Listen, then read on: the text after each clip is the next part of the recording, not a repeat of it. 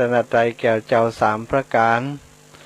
น้อมรำลึกถึงคุณของครูบาอาจารย์เด้อทุกรูปทุกองค์ก็ขอไว้ซากับครูบาอาจารย์ที่ให้โอกาสวันนี้ท่านพระครูอภิวัฒนวิกรมตีเมตตาเก่ากับผมลูกศิษย์ลูกหาเนาะได้มาดำเนินรายการต่อจากพระอาจารย์แบ่งเวลามาให้1 ชั่วโมงเนาะก็วันนี้อีปอยอีแม่ตั้งหลายเท่าแก่ตั้งหลายที่ฟังรายการอยู่ตามที่สถานีวิทยุเนาะที่ครูบาอาจารย์ได้แจ้งบอกไปเมื่อต้นชั่วโมงเนาะก็คงจะฟังรายการอยู่ตอนนี้หลายผู้หลายท่านด้วยกันก่อนอื่นอาตมาภาพก็ขออนุญาตพระมหาสมชาติชาตปัญโยเนื่องจากวัดทุ่งโป่งตำหมู่ที่1ตำบลเมืองปานอำเภอเมืองปานจังหวัดลำปางอีปอและอีแม่หลายคนศรัทธาหลายคนที่เคยได้มาแอวเนาะที่วัดทุ่งโป่งของเฮาที่ฟังรายการอยู่ก็มีนักที่ยังบ่ได้มาแอวกำเตื้อก็มีหลายอยู่เช่นเดียวกันอย่างที่ท่านพระอาจารย์ได้บอกไป2 คนลูกอาจารย์กับลูกศิษย์กับ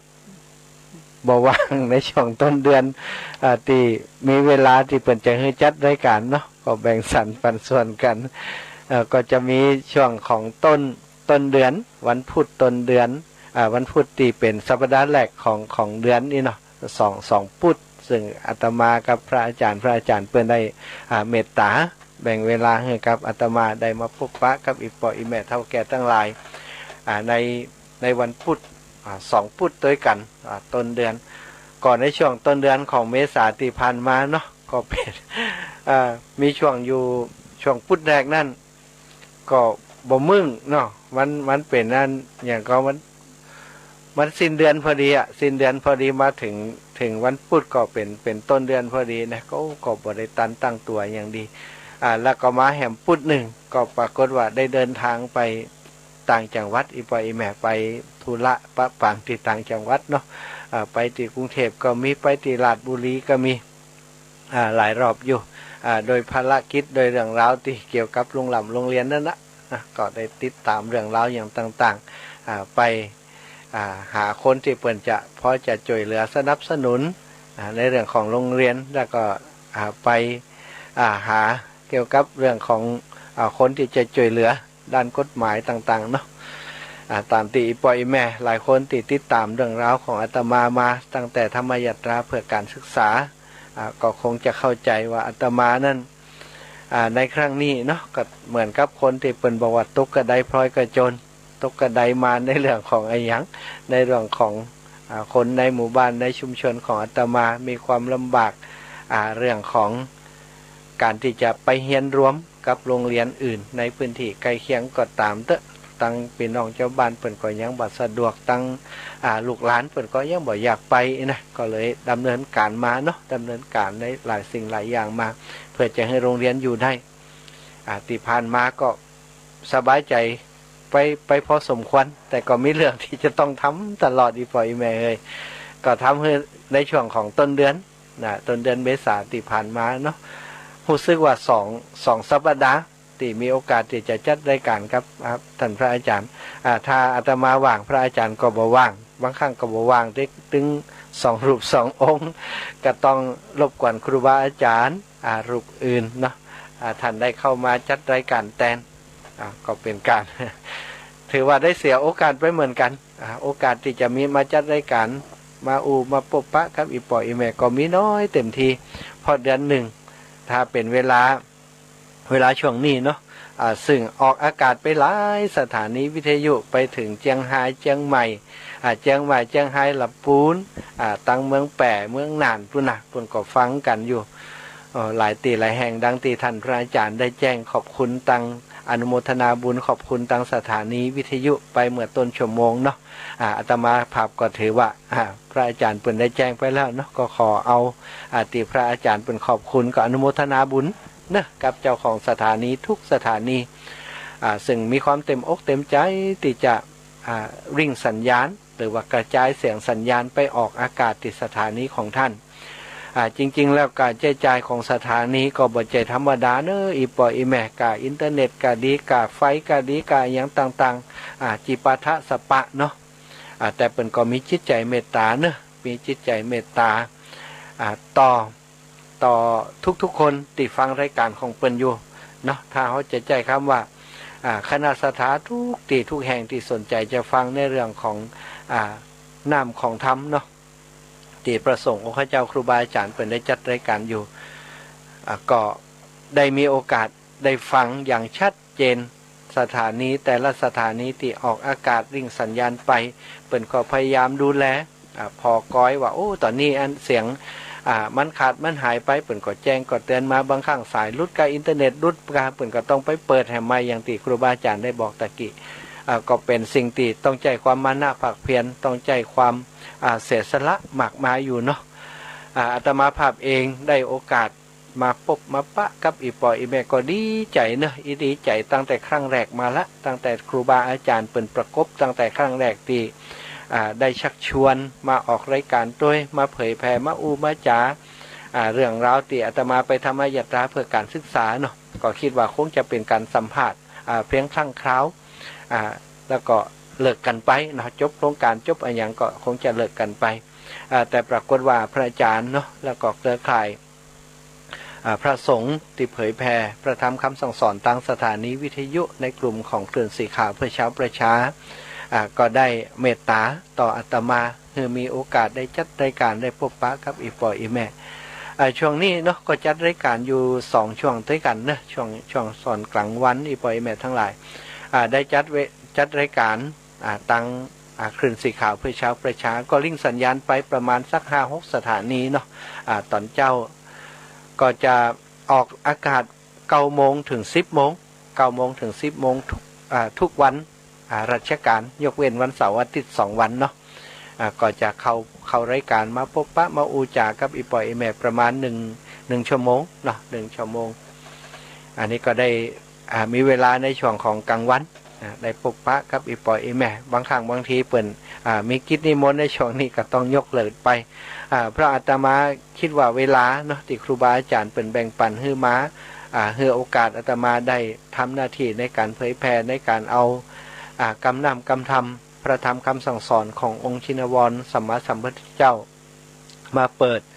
มาเผยนะมาแผ่ให้กับอีปอยอีแม่ได้หูได้ยินได้ฟังบางครั้งบางทีก็อาจจะเป็นเรื่องที่อีปอยอีแม่หูอยู่แล้วก็ดีครูบาอาจารย์หูอยู่แล้วก็ดีเนาะแต่เขาได้มาฟังซ้ำฟังเพิ่มฟังเติมกันไปเป็นการนำสิ่งที่ดีมามาจากันเมื่อต้นชั่วโมงที่ครูบาอาจารย์ได้จัดรายการอยู่ก็มีโอกาสได้ฟังตัวเนาะได้ฟังตัวเป็นช่วงๆเหมือนกันเพราะอยู่ในพิธีในงานศพอยู่อีปอยอีแม่ตั้งหลายเป็นงานศพที่มีอยู่ที่ในวัดในชุมชนของอาตมาแล้วก็คนที่เสียชีวิตก็เป็นผู้ปกครองเป็นคุณตาของผู้ปกครองนักเรียนที่โรงเรียนบ้านทุ่งโป่งที่อาตมาดูแลอยู่เป็นคนที่เป็นที่รักของคนในชุมชนเป็นชื่อลุงสุรัตน์ปัญญาทิพย์อดีตเป็นคนพนักงานราชการเนาะพนักงานที่ทำงานที่โรงพยาบาลเมืองปานของเขาเป็นเกษียณมาได้อยู่3 ปีนี้เข้าปีที่3อายุ63 ปียังแข็งแรงแข็งขันอยู่อีปอยอีแม่ตั้งหลายแล้วก็เป็นคนที่จิตใจดีงามเนาะอาตมาทำโครงการเกี่ยวกับตรงโรงเรียนมาช่วยเติมมาช่วยเหลือเติมตลอดช่วงก่อนได้ป้ากันไปเสาะเอาหน่อกล้วยมาปลูกเพื่อจะเอาไว้เป็นทุนในอนาคตตั้งหน้าเพื่อจะจ้างครูบาอาจารย์มาสอนลูกๆหลานๆที่โรงเรียนบ้านทุ่งโป่งก็ได้คุณลุงสุรัตน์ปัญญาทิพย์เนี่ยเป็นกำลังหลักเป็นกำลังสำคัญเนาะไปขุดหน่อกล้วยเนาะไปขุดหน่อกล้วยที่ส่วนของคุณนายหัวหน้าท่านผอ.ปัชชิมาฟูกุลที่บ้านดอนชัยเอามา 200-300 ต้นเนาะก็ได้ลุงสุรัตน์เนี่ยไปช่วยกับผู้ปกครองแห่งประมาณ 6-7 ท่านเวลามีงานมีการพัฒนาหมู่บ้านเนี่ยจะหันลุงสุรัตน์เนี่ยเป็นคนที่ขยันขันแข็งมาช่วยเหลือตลอดแล้วก็เป็นตอนที่เป็นเกษียณมาแล้วนี่เนาะก็มารับจ้างในหมู่บ้านของเขาเนี่ยเขาอาตมาก็ถ้ามีงานอย่างตี เปิ่นถนัดเนาะก็จะจ้างเปิ่นไปช่วยเพราะเปิ่นเวลาเปิ่นเนี่ยอย่างเปิ่นเนี่ยแต่อีปอยแม่ทั้งหลายอย่างที่อู้ถึงเรื่องปลูกกล้วยเมื่อวันก่อนที่ปลูกกล้วยที่สุสานที่ป่าจ้าที่อาตมาอยู่เนาะมีตีว่างพอดีไฟไหม้อยู่ก็มีตีว่างมีอย่างเขาก็เลยเพี้ยวพัดกับป้ากันไปปลูกก็ได้ลุงสุรัตน์ปัญญาทิพย์เนี่ยเป็นกำลังหลักเป็นกำลังสำคัญในการไปปลูกกล้วยครั้งนั้นเมื่อ2-3 วันก่อนได้ปะกันตีอันอาตมาไปบิณฑบาตก็ปะกันตีหน้าวัดก็เลยอู้กับลุงว่าลุงว่างก็อีเนาะว่าจะอันพอดีมีกล้วยหันแหมประมาณ100 ต้นเนี่ยว่าจะขอลุงไปช่วยอันจ้างลุงไปปลูกคือกำอีนะโอ้เปิ่นก็บอกว่าโอ้ท่านบ่เดียวนี่อันสุขภาพเขาบอกค่อยดีฮออีนะเป็นจะได้ลุงก็หันหน้าตาสบายดีอยู่หรออันมันเป็นตั้งไหนพุ่นน่ะวังเตืออิดขนาดอีนะมันอิดว่าบ่ฮู้สาเหตุอีนะเนี่ยอย่างอิดว่าฮู้สึกอิดบ่ฮู้สาเหตุแล้วก็ร่างกายก็บ่ค่อยแข็งแรงด้วยอีนะเจ็บเข่าเจ็บแข้งเจ็บขาเป็นอ่อนเป็นเพลียอย่างฮู้อีนะเขาก็ว่าโอ้ลุงก็พักผ่อนเด้อรู้สึกว่าลุงจะแยกการนักไปเนาะถึงเลี้ยงวัวถึงเนี่ยสวนเนี่ยไห่เนี่ยนาสปะสเปดอีนะก็บอกเพิ่นได้พักให้ผ่อนเด้อลุงเด้อมันต้องแยกการอย่างนักอันเขาก็บ่จ้างละก็จะไปบอกคนอื่นเอาอีกอยู่มาแหม2-3 วันก็ได้ข่าวว่าโอ้อันมีรถมาครับลุงสุรัตน์ส่งลงเวียงบนอีกว่าลูกเต่าของเปิ้นกระโทรมาหาอาตมาเพราะว่าสนิทสนมกันเนาะลูกชายของคุณลุงสุรัตน์โทรมาหาว่าอันพระอาจารย์ตัวลุงตัวเอาอันตอนนี้ปออาการนักเนอะวะโอ้เป็นอย่างว่าวันนั้นก็อู้กันอยู่มาเดียวนี่มึนได้รับตาปิ๊บอันน่ะบ่ฮู้สึกตัวอย่างสักอย่างอยู่ห้องบ้านอยู่ห้องฉุกเฉินบ่มีไผอยู่ตัวได้ครับเปิ้นนั้นหมอเปิ้นกักอีนะเปิ้นกักตัวอยู่ที่โรงพยาบาลก็โรงพยาบาลบ่เดียวเปิ้นต้องรักษาความปลอดภัยหลายอย่างเนาะอีปอยแม่ทั้งหลายเรื่องของโควิดที่ว่าเนี่ยการจะเยี่ยมจะอย่างก็ลำบากแล้วก็ลูกหลานก็บ่ได้เฝ้าอีนะเปิ้นบ่ให้ใครเฝ้าก็เลยว่าอู้ยายจะดอกบ่เดี๋ยวนี้อาการเป็นจะได้พ่องอีนะลูกเกินว่าก็บ่ฮู้เป็นจะได้ครับเดี๋ยวนี้ก็จะโทรไปหาหมอมันก็กว่าจะรบกวนเปิ้นก็เลยบ่ได้โทรไปกลางค่ำกลางคืนแล้วเนาะก็ฟังพอตื่นเช้ามาก็โอ้ไปเช็คกับคุณหมอที่โรงพยาบาลเมืองปานที่อันฮู้จักกันถามเปิ้นว่าฮู้เรื่องของลุงสุรัตน์ก็เอาเปิ้นก็ว่าฮู้อีเนาะเปิ้นก็แจ้งบอกคือมาว่าเรื่องของที่ลุงสุรัตน์เป็นก็คืออาการของหัวใจโตผิดปกติซึ่งก็เกิดจากหลายสาเหตุด้วยกันอีปอยแม่โดยเฉพาะสาเหตุหนึ่งที่ทำให้ลุงสุรัตน์เป็นอย่างนั้นก็คือลุงสุรัตน์เนี่ยเป็นโรคความดันสูงเนาะความดันโลหิตสูงแล้วก็เป็นบ่ยอมมันกินยาหรือว่าไปรักษาที่หมอเปิ้นสั่งนะเปิ้นบอกไปรักษาไปตรวจอะไรอย่างต่างๆนี่นะตรวจวัดความดันอย่างเปิ้นจะลบเปิ้นเป็นยามโหขนาดตัวเองทำงานอยู่โรงพยาบาลเนาะบ่ยอมไปหาหมออย่างต่างๆบ่ยอมได้รับการรักษาอสมเปิ้นนัดก็ลึกเหียนะอีปอยแม่คนดีนี่ก็ไปแหมหลายเนาะอย่างอื่นดีหมดแต่ลึกเรื่องงานดูแลตัวเองเนี่ยก็บอกไปหาหมออย่างต่างๆตามที่หมอนัดหมายเปิ้นเจาะเลือดเนี่ยอย่างก็ตรวจความดันเบาหวานเปิ้นบอกค่อยไปอีน่ะอีปอยแม่ทั้งหลายก็เลยกลายเป็นว่าอันเวลาเกิดอาการอย่างกัดตัวมาก็ไปเสาะยาคนอื่นเนาะคนอื่นก็มีหลุนล้าวเขาเดียวก็เปิ้นหรือว่าอายุนักก็เปิ้นเนี่ยที่เปิ้นไปรักษาเนาะความดันเบาหวานอยู่เป็นประจำเนี่ยเปิ้นก็ไปเอายาเป็นปกติเปิ้นเนาะลุงสุรัตน์ก็ไปอาศัยยาครับคนอื่นเอายาที่เปิ้นเอามากินนี่นะมันจะมีจื่อลุงสุรัตน์สักอันก็เอาคนที่เป็นความดันอย่างเปิ้นได้ยาความดันมาลุงสุรัตน์ก็เอาของเปิ้นมากินบ่ไปตรวจแต่ว่ากินยาของเขามักยาอยู่ของเขาเนี่ยแต่กับคนเฮาเนาะมันบ่ได้ไปตรวจไปอย่างตามปกติของเปิ้นมันบางครั้งอาการอย่างต่างๆที่มันเกิดขึ้นเนี่ยก็บ่ฮู้ว่าเป็นขนาดไหนเราจะใจยาประมาณใดเองกะเลยก็เลยกลายเป็นว่าล้ำเข้าเนาะล้มเข้ามาก็สุดท้ายก็เลยเป็นหัวใจโตเป็นครั้งแรกเนาะที่ลุงสุรัตน์ป่วยหนักแล้วก็ไปโรงพยาบาลและสุดท้ายก็ได้เสียชีวิตจากไปเมื่อคืนวันที่3อีปอยแม่วันที่4ตั้งลูกหลานก็เอามาบำเพ็ญบุญที่บ้านคืนนึงวันนี้ก็เอามาบำเพ็ญติบุญที่วัดนะเป็นคนที่มีคุณงามความดีอีปอยแม่ทั้งหลายเขาก็ รู้สึกว่าสูญเสียเหมือนกันเปิ่นช่วยการช่วยงานอย่างเฮาเนี่ยโอ้เปิ่นทำด้วยความเต็มใจเนาะเฮาก็มีเปิ่นเป็นกำลังใจให้แต่ตอนนี้ก็ขาดกำลังใจไปอีกหนึ่งละแต่ลูกไปดีละเนาะถามลูกหลานเปิ่นว่าตอนที่เปิ่นไปเปิ่นก็บ่ได้ทุรนทุรายอย่างเปิ่นก็ไปสบายก็ขอมาคนเฮาเป็นอย่างก็ตามอีปอยแม่เฮาว่าถ้าเป็นอย่างบ่อยากจะเป็นภาระไผเนาะลุงสุรัตน์เปิ่นเคยอู้เหมือนกันนะว่าถ้าเป็นอย่างเฮาก็เข็ดตายไปอย่างสบายเนี่ยเฮาตุอีนะถึงวันนี้ถ้าบ่มีลูกมีหลานกับใครมาบวชมาปฏิบัติธรรมอย่างที่อันตุเนี่ยเขาก็อยากจะอยู่ป่าจ้าอย่างเงี้ยก็ว่าลุงอยู่ได้กันกว่าอีนะถามว่าลุงอยู่ได้กันถามเอาไปเอามากับกว่าอีนะเดี๋ยวอยู่มาได้อยู่มาได้ก็จำเป็นอยู่เนาะแหมวันที่7นี่ก็ชาปนกิจก็ไปเผาที่ป่าจ้าเตียตมาอยู่ฮะนะกำนี้เท่ากระดูกก็จะได้อยู่ด้วยกันนั่นละก็ได้จากไปอีปล่อยแม่ทั้งหลายธรรมชาติธรรมดาของคนเนาะเมื่อต้นชั่วโมงที่แอบฟังครูบาอาจารย์เพื่อนได้ได้จากกับอีปล่อยอีแม่เนาะในเรื่องของน้ำของธรรมอะไรอย่างต่างๆบอกว่าวันนี้เตรียมเรื่องจะมามาเล่าจัดนักจัดหลายแต่ว่าเนื่องจากคลื่นสถานีวิทยุระบบของสัญญาณอินเทอร์เน็ตของคนบดีเนาะก็เลยลุดหายแล้วก็ยุ่งกันนั่นกันนี่กันเลยเวลาที่จะกับอีปอยอีแม่ก็คงมีน้อยลดลงไปตามนั่นแล้วก็แบ่งเวลามาให้กับอาตมาแหมกุเตือในครูบาอาจารย์เพื่อก็จะได้นักกว่านี้วันนี้แบ่งเวลาให้กับลูกศิษย์ลูกหาได้มามาจากับอีปอยอีแม่ต่อจากเปิ่นเนาะก็รอฟังวันพุธหน้าเนาะรอฟังด้วยกันอาตมาก็จะรอฟังก็เป็นแฟนรายการของท่านพระครูเนาะอภิวัตนวิกรมตลอดเหมือนกันเท่าตีอันเวลาจะอำนวยให้เนาะส่วนใหญ่ก็จะฟังย้อนหลังเอาเพราะเปิดมีการบันทึกเทปแล้วก็เอาออกที่หลังตั้ง Facebook ตั้งอย่างอีปอยแม่ก็ได้ฟังติดตามอยู่ตลอดเหมือนกันบางครั้งก็อาจจะไม่ได้ฟังสดเนาะเพราะช่วงที่ฟังสดเขามีภารกิจมีหน้าที่ที่จะต้องทำด้านนั้นนี่ก็ทำหน้าที่ของเขาไปที่แอบฟังที่ครูบาอาจารย์ครูบาอาจารย์เป็นไปก็เรื่องเกี่ยวกับความคิดเนาะความคิดของคนเฮาความคิดนี่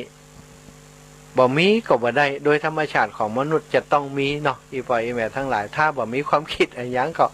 ก็เหมือนกับผีบ้าเนาะผีบ้านี่เปิ่นบ่ต้องคิดอย่างนักแต่จริงๆแล้วอาตมาก็คิดว่าผีบ้าก็ต้องคิดอย่างสักอย่างถ้าบ่คิดเปิ่นจะไปเนี่ยอย่างต่างๆได้อย่างเนาะเปิ่นจะไปหูอย่างว่าจะไปเอาเข้าที่ไหนจะไปซ่อเข้าที่ไหนนะเปิ่นจะไปเอานั่นเอานี่ที่ไหนเปิ่นคงเป็นไปไม่ได้เปิ่นก็ต้องคิดแต่ว่าจะให้มาคิดเป็นเรื่องเป็นราวที่ทำให้ตัวเก่าลำบากอย่างเฮานี่ก็คงบ่มีเนาะความคิดของคนเฮาก็มีหลายอย่างความคิดที่ทำให้ตัวเองลำบากก็มีนะอีปอยอีแม่ทั้งหลายบางทีนี่มันมีเนาะความคิดบางสิ่งบางอย่างที่เฮาคิดไปแล้วคิดย่ำแล้วย่ำแหมนี่ทำให้ตัวเก่าลำบากก็มีบางคนก็ยึดถืออย่างถือความคิดของตัวเองเป็นใหญ่บอกฟังความคิดของไผตีปล่อยแม่เคยได้ยินมาก็มีนะโดยเฉพาะคนที่เปิ่นถือว่าเป็นมีความหูนักเปิ่นได้เฮียนมานักได้ห่ำเฮียนเป็นด็อกเตอร์ก็เป็นศาสตราจารย์ก็เป็นอะไรอย่างต่างๆอีเนาะเปิ่นถือว่าเปิ่นมีความหูมีประสบการณ์นักเปิ่นส่วนใหญ่เปิ่นก็จะถือความคิดของเปิ่นเนี่ยเป็นใหญ่บอกฟังความคิดของคนอื่นบางทีความคิดของคนอื่นอาจจะดีกว่าตัวแต่กับบ่ย้อมเป็นคนบ่ย้อมไผบ่ย้อมฟังไผยึดถือความคิดของตัวเองเป็นใหญ่อยู่ที่ทำงานได้เป็นใหญ่กลับมาบ้านก็อยากจะเป็นใหญ่เหมือนที่ทำงานเอาไปเอามาโดนเมียขู่ก็มีนะคนหมู่นี้กลัวเวลาที่ทำงานเก่งอยู่บ้านนี่กลัวเมียก็มีแต่บางคนก็อาจจะเก่งถึงที่ทำงานถึงที่บ้านกลับมาบ้านกับขู่ลูกขู่เมียบังคับให้ลูกขู่เมียเจื่อฟังความคิดเห็นของตัวเองคนเดียวก็มีนี่ก็มีไปอีไปแม่ทั้งหลายแต่พระสัมมาสัมพุทธเจ้าเนาะพระองค์ได้ตรัสถึงเรื่องของความคิดเนี่ยว่ามันเหมือนกับเป็นคือจริงๆแล้วในดีมีเสียในเสียนี้ดีในเหรียญมันมี2ด้านเสมอมันก็อีไปแม่ทั้งหลายเนาะอย่างคุณของไฟก็มีนักอีเนาะแล้วก็โทษของไฟก็มีหลายอย่างนี้เป็นต้นคุณของความคิดก็มีนักแต่ว่าสิ่งที่เป็นโทษเป็นภัยจากความคิดก็มีหลาย ฉะนั้นเขาก็จะต้องหูตันเนาะความคิดของตัวเก่าความคิดหรือว่าสิ่งหยังก็ตามที่มันเกิดขึ้นแล้วมันทำให้ชีวิตของเขามีความทุกข์นักขึ้นเขาก็จะต้องหู้ด้วยตัวของเขาเองบางความคิดบางสิ่งบางอย่างมันเป็นความฟุ้งซ่านเนาะเป็นว่าเนาะเป็นความฟุ้งซ่านบางทีนี่เรื่องนี้บอกเกิดเป็นคนที่คนเขามันจริตของแต่ละคนบ่เหมือนกันผ่องกับพุทธจริตผ่องกับโมหะจริตนี่นะผ่องกับวิตกจริตอย่างต่างๆมันก็แตกต่างกันไปเนาะอีปอยแม่คนที่เปิ่นเป็นคนที่มีความวิตกเป็นปกติเป็นวิตกจริตอยู่ประจำเนี่ยเวลาจะมีอย่างเรื่องเล็กๆน้อยๆเปิ่นกับเป็นเรื่องใหญ่ไปนะความคิดของเปิ่นฟุ้งซ่านไปเป็นคนที่ควบคุมความคิดบ่ได้อย่างบาเดียวเนี่ยมีในสื่อโซเชียลเนาะเปิ่นลงในเรื่องของเรื่องดาวห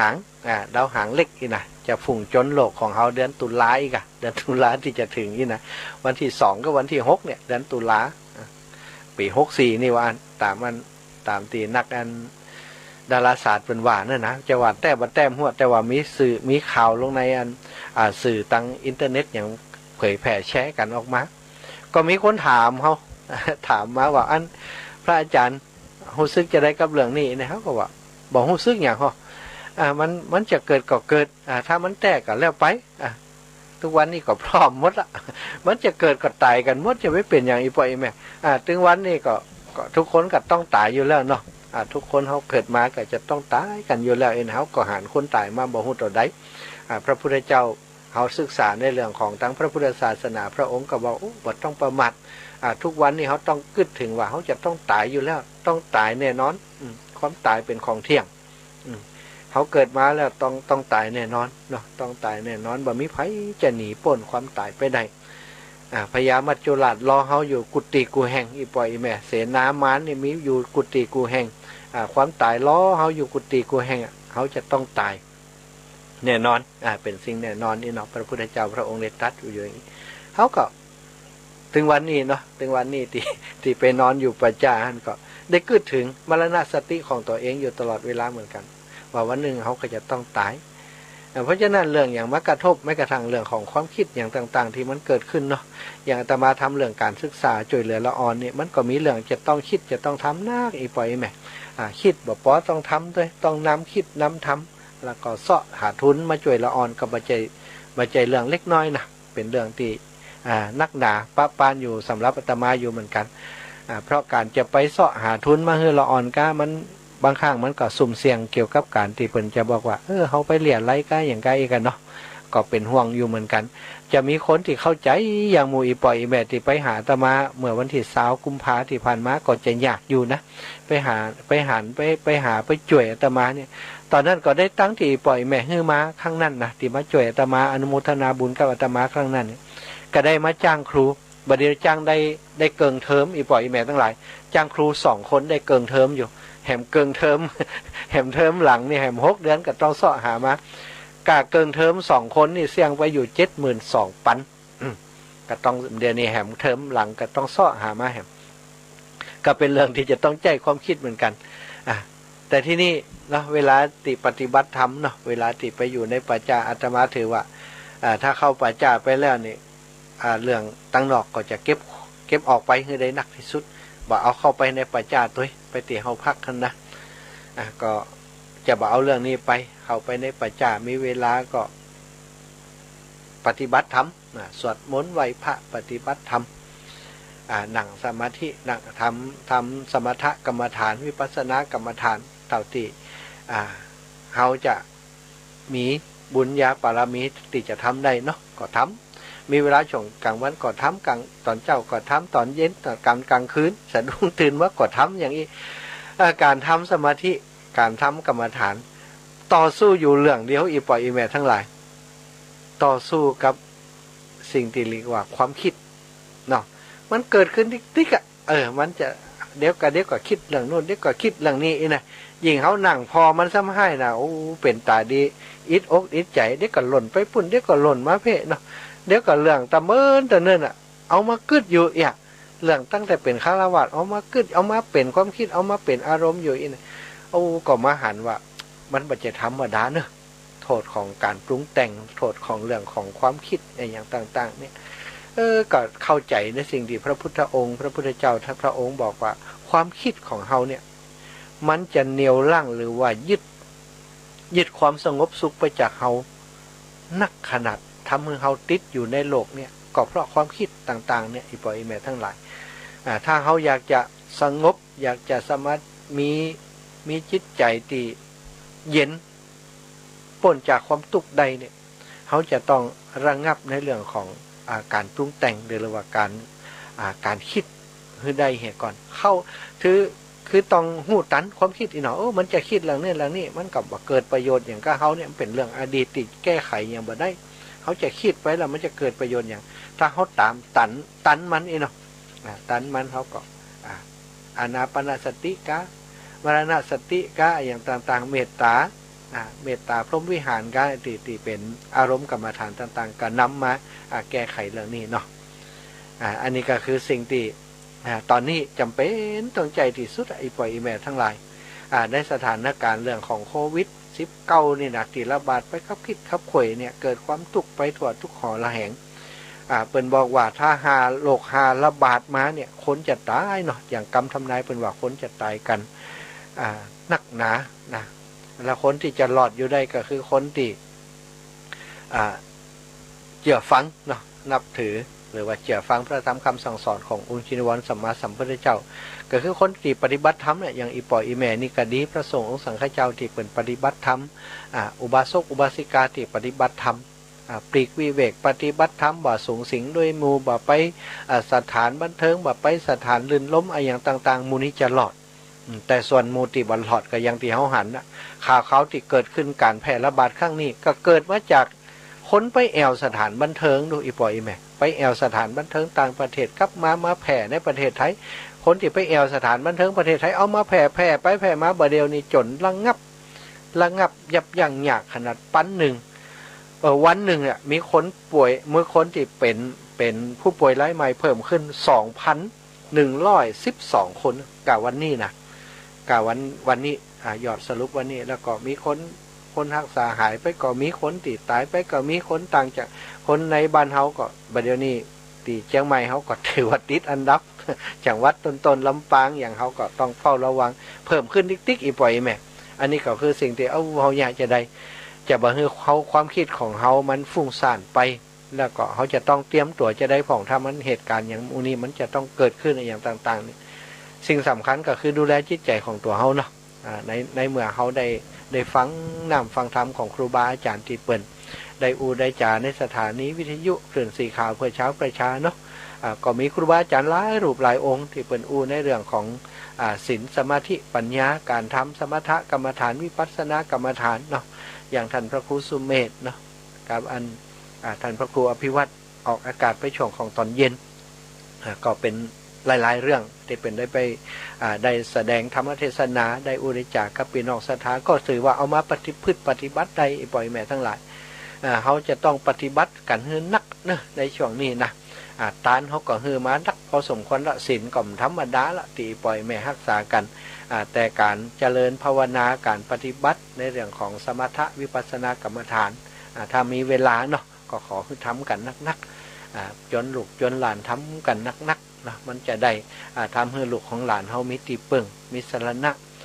พระพุทธพระธรรมเป็นสรณะของเฮาพระสงฆ์เป็นแบบอย่างเนาะเป็นที่พึ่งของเฮาที่เฮาจะต้องนำคำสอนของเปิ้นมาประพฤติมาปฏิบัติวันนี้เนื่องจากว่าเมื่อละบ่ได้พบได้ปะกับอีปออีแม่ทั้งหลายเนาะก็อยากจะมีเวลาให้อีปออีแม่ได้โทรมาสนทนาอุจากันว่าอยู่ตั้งได้ผ่องได้ยินชัดก่อนเนาะตะกี้แม่พินเนาะตั้งตรงซ่านนี่กะจะมาจ้อยรายการนี่ก็ได้เนอะท่านพระครูเป็นว่าอีแม่ร้องเพลงม่วนอีนะอีแม่นี่เป็นเชี่ยวชาญชำนาญเนาะฟังจากคลื่นของอันจะซ่อนเฮาแหละของท่านนายกสมยศจ้ะ106เนาะของท่านนายกสมยศก็พี่น้องตั้งใจซ่อนตั้งเมืองปานเนะที่ฟังรายการอยู่ก็มีหลายท่านด้วยกันที่เป็นกำลังคิดกำลังใจให้อาตมาในการทำโครงการธรรมยาตราเพื่อการศึกษาโดยเฉพาะพี่น้องผู้สูงอายุตั้งมันใจซ่อนเนาะก็ สนิทสนมรู้จักกันนักอยู่พี่น้องตั้งเมืองน่านเนาะตั้งเมืองน่านก็เป็นแฟนรายการกันอยู่หลายคนอยู่เหมือนกันก็โทรมาเนาะตะกี้โทรมารู้สึกว่าต้นรายการจะมีคนโทรมาน่าจะเป็นจากตั้งเมืองน่านเนี่ยว่าได้รับสายตะกี้หนึ่งว่าเนื่องจากว่าเข้ารายการอยู่ตอนนี้ใครจะโทรเข้ามาเนอะ08088441730808844173เนี่ยเอาเบอร์นี้เนาะเอาเบอร์นี้ใครที่มีเบอร์เก่าที่ได้จดเบอร์เก่าไว้ก็ดิเมมเบอร์เก่าไว้ก็แจ้งเบอร์เก่าโทรก็ได้นะหรือว่าแต่ถ้าสะดวกเบอร์ใหม่ที่อาตมาบอกนี่ก็ดีเนาะเนื่องจากว่าอยากจะใจเบอร์นี้เป็นเบอร์ที่โทรที่ต่อหากันก็แล้วกันเพราะอีกเบอร์หนึ่งบางครั้งนี่ถ้าจัดรายการในช่วงของตอนเจ้าตอนกลางวันอีกเครื่องนึงจะใจสำหรับเป็นไลฟ์สดทาง Facebook เนาะสำหรับเครื่องที่ฮับโทรศัพท์ก็จะใจฮับอย่างเดียวก็คือ0808844173ที่ปออีเมลตีฟังอยู่สถาญาติโยมตีฟังอยู่จะโทรมาหากันก็โทรมาได้เน้อ ตอนนี้ก็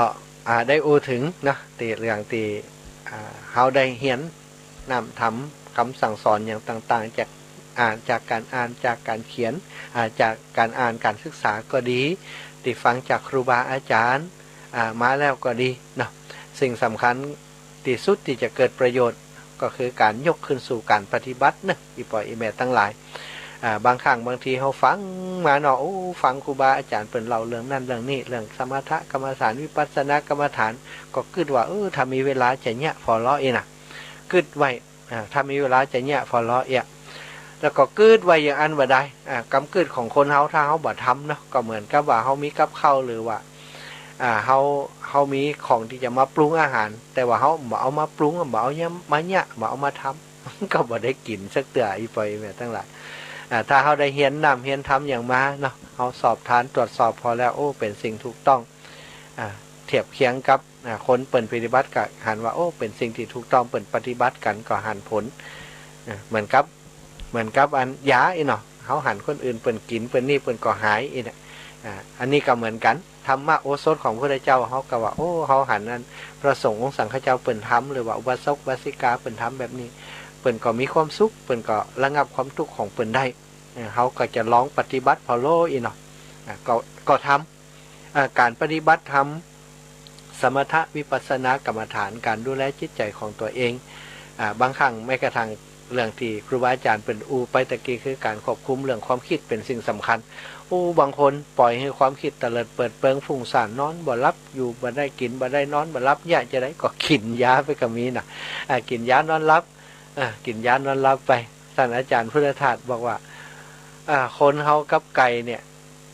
มันต่างกันนะไก่นี่บ่มีปัญญากึดอย่างคนแต่ไก่เนี่ยบ่เคยตุกเนอะ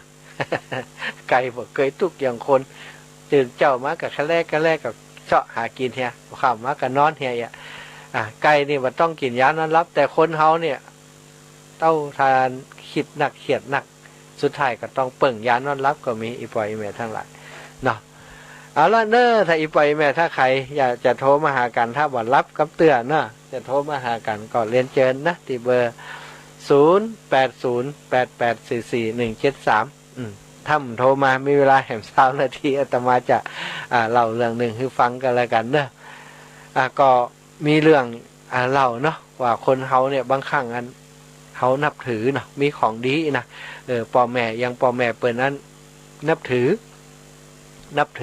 พระเจ้าอีเนาะเปิ้นว่าเปิ้นเนี่ยอย่างติเจริญหลงเรืองมาถึงวันนี้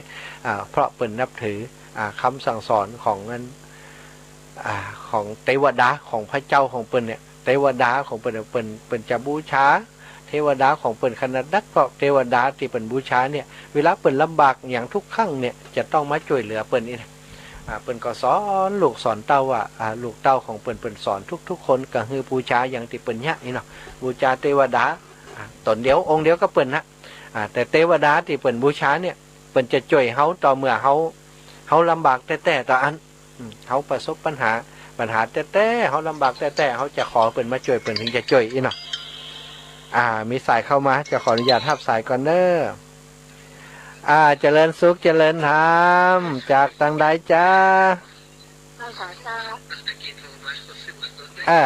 ปิดอันนี้ก่อนเนาะปิดวิทยุเบาวิทยุก่อนเสียงมันจะสวนกันจากทางใดจากพะเยาเหมือนก็อู้เลยอู้เสียงดังๆเลยจ้าจากอำเภอพานเนาะเอาบอกป้ากันเหมือนโทรมากูแต่อยู่ประจับบ่ได้ฮับสายเนอะสู่มาอภัยตัวจิมมาสมบูรณ์บรรลัยศิลาทองฮะนี่บรรลัยศิลาทองกะบรรลัยศิลาทองบรรลัยศิลาทองสัตว์อีแม่มป้ากันเหมือนเนาะป้ากันเหมือนเพราะว่าบ่ได้เข้ารายการในช่วงตีอันมีเวลาก็บ่ได้เข้ารายการก็เปิ่นสกามนี่น่ะไอแม่อันเปิดอันวิทยุตัวเสียงมันเลยสวนกันไอแม่อันได้ยินบอกใครชัดล่ะเสียงบ่ได้ยินสีกะตอนนี้เหรอเขาได้ยินอยู่เนาะเจริญพรเด้อเจริญสอนเสียงจะได้เดี๋ยวแม่โทรมาใหม่บรรลัยศิลาทองขอบคุณนี่แม่เด้อเจริญสุขเจริญธรรมแม่เสียงวัดเว้นเนาะจ้า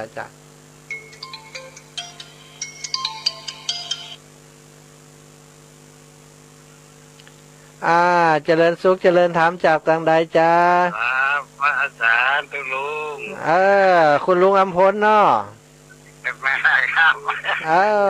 เสียงจำได้เรื่องกรรมฐานนี่ผมชนใจอยู่แล้ว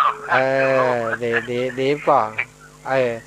คือกำลังใจตุลุงมาได้อยู่ปัจจัยนะนอดีป่อดีจุดยอดนั้นเลยพระอาจารย์เนี่ยเดี๋ยวก็จะกลับไปพุ่นละนอนกุฏิเตียนออกอากาศนี่มันนอนบอกไข่ม่วนแล้ววันเดียวนี่ใจมันอยู่พุ่นความคิดของคนเอาคือคิดมันห้ามหมดได้เลยเพราะว่ามันเป็นอนัตตานะจ๊ะต้องหูตันมันอีปอต้องหูตันมันคิดจนได้แล้วเนาะ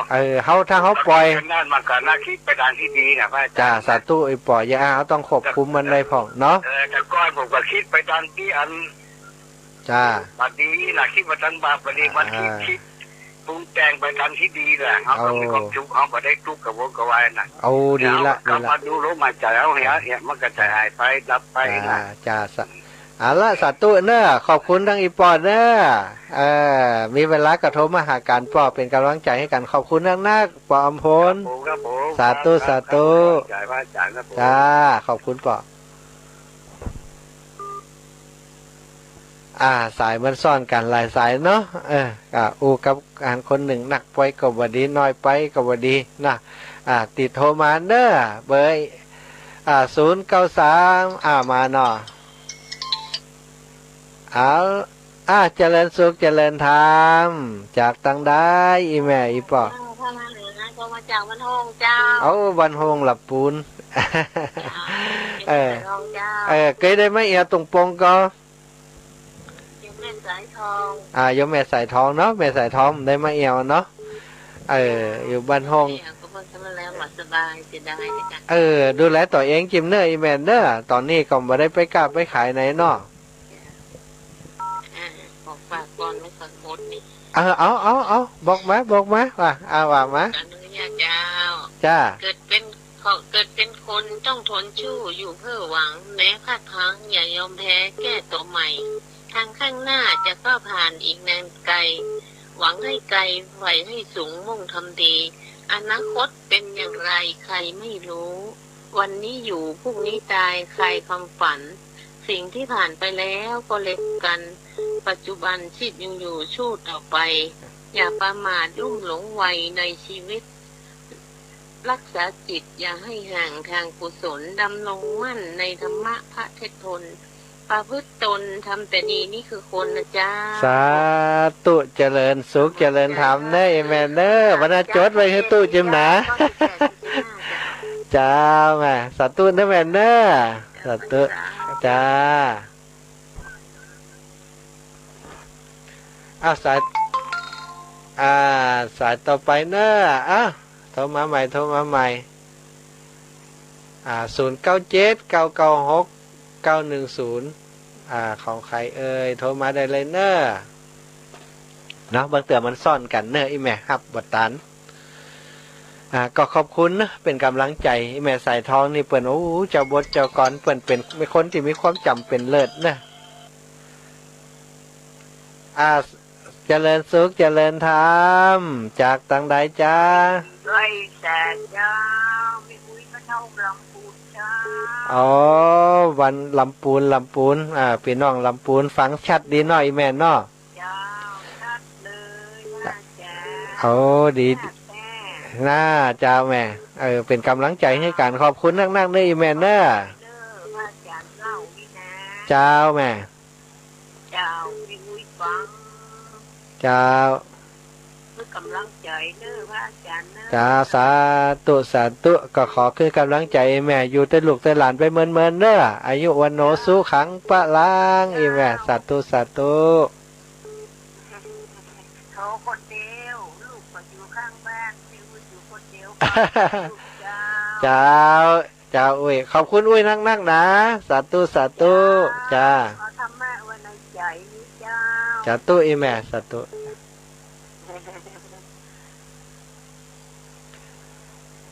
สายซ่อนกันเนอะสายต่อไปโทรเข้ามาได้ยังมีเวลาแหมตอนนี้ยังมีเวลาแหมหลายนาทีเนาะอีแม็กโทรมาเนอะจาก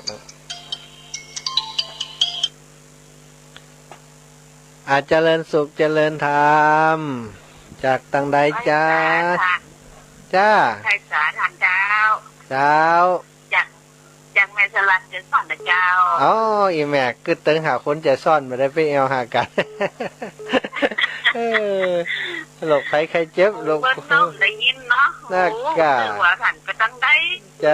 อย่างเสียนะน่ากะตั้งแต่อันเอาว่างท่านพระครูเปิ่นบ่ว่างอีแม่วันนั้นมันต้องออกอากาศพร้อมกับท่านพระครูเพราะเปิ่นจะต้องอันเกาะสัญญาณฮืออีน่ะถ้าเปิ่นบ่เกาะสัญญาณฮือมันก็ออกไปทางพุ่นบ่ได้ก็ต้องอาศัยครูบาอาจารย์เป็นวางตัวเนาะก็เป็นโอกาสเนาะโอกาสเดี๋ยวนี้นอนก็จ้าอยู่กับเจ้าตอนนี้จัดรายการนี่อยู่ที่วัดอยู่แม่ก็เดี๋ยวก็จะเดินข้ามตรงนี้ไปนำน้องบอกว่าจะข้ามได้ถ้าจะได้อยู่ปนนักแต่ใดมันยามนอนฝุ่นนี่ไหมเจ้าสอนอยู่บ้านก่อนยืนเลยจันเนอเจ้าสาธุวันหลังพบกันเนอะแม่เนอะมีเวลาก็พบกันเนาะเจ้าสาธุเจ้า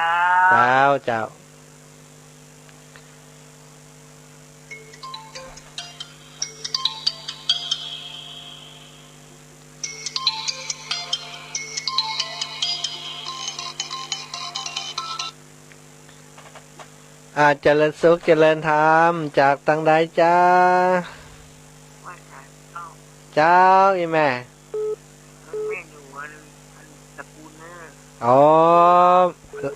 ละปูนเนาะละเจ้าถ้าเกิดไม่ได้ไปว่าคราวนี้จะ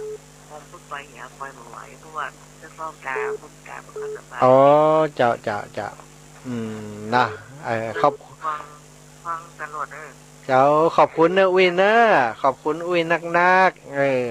ทุกวันพุธต้นเดือนเนาะสองพุธสาธุขอบคุณอุ้ยเคยเหมือนกันนะสมาธิมันจะแจ้งโรคเวทที่จะเป็นเรื่องอย่างมันเนาะดูแลมันไปเนาะอุ้ยเนาะสาธุเจริญสุขเจริญธรรมอุ้ย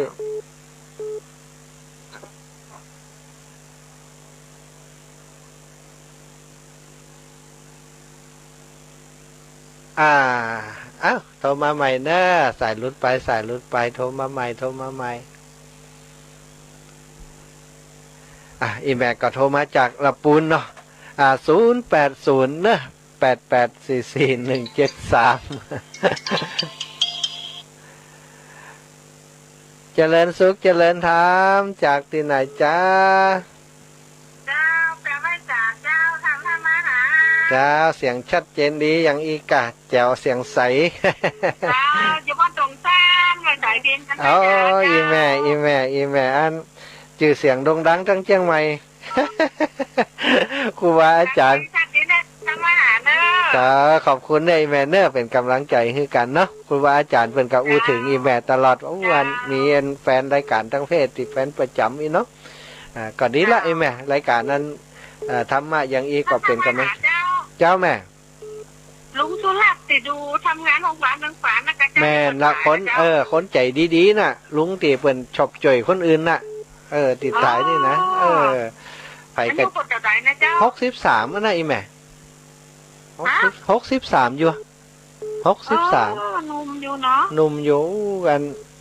อินดูเปิ่นอินดูครอบครัวเปิ่นสูงดำน่ะเนาะสูงดำอินดูเปิ่นขนาดเจ้าเดี๋ยวจะบอกขอบคุณเปิ่นแม่เนอจ้าสาธุขอบคุณนี่แม่เนาะขอบคุณเนอจ้า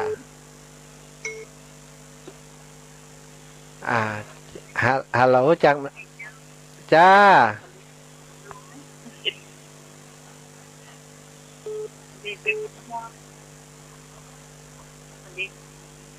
อาจารย์ก็จากไหนฮัลโหลท่านอาจารย์เจ้าอีแม่จ้านี่กำลังใจอาจารย์เนอะเจ้าเอาละก็คือกำลังใจคืนอีแม่ไปเนาะมีความสุขความเจริญนะแม่เนอะตัวเจริญรุ่งเรืองเนอะเจ้าแม่ก็พยายามทำเต็มที่เนาะเอาได้มีโอกาสมาแม่ชุกเจ้าโอ้เจ้า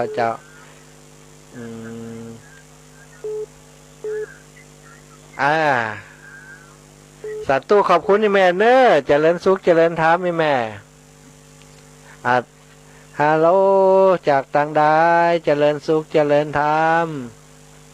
เกี่ยวว่าน่านเจ้าโอ้คนเมืองน่านสดมาละตะกี้ละปูนติ๊กเมืองน่านอยู่บ้านอย่างนี้แม่อยู่อำเภอเมืองเจ้าโอ้อำเภอเมืองเนาะอำเภอเมือง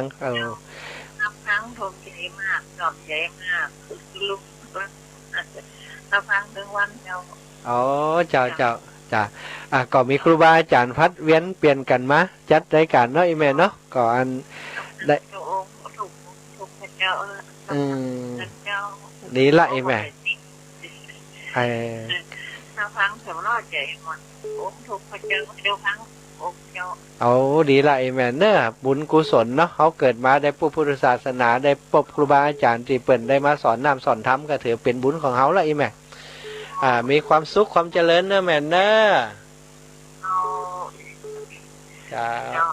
จะขอบคุณอีแม่เนอะจะเจริญสุขเจริญธรรมแม่จะเจริญสุขเจริญธรรมจากตั้งใดเอ่ยไม่วิไลภูมิโลกจากดอกคำใต้เอาคนงามดอกคำใต้คนไว้ใจใดคือคนจุนนี่ครับเป็นว่าฮะคนงามแต่น่ะเนาะต้องพูดงามจิตงามใจเนาะแม่กำลังใจพระอาจารย์เด้อสาธุจ้าสาธุให้มีความสุขความเจริญเนาะจ้าอีแม่มีความสุขความเจริญเนอะจ้าเอาละมีเวลาแหมสักเล็กสักน้อยเนาะถ้าโทรมาก็เจริญสุขเจริญธรรมจากทางใดเอ่ย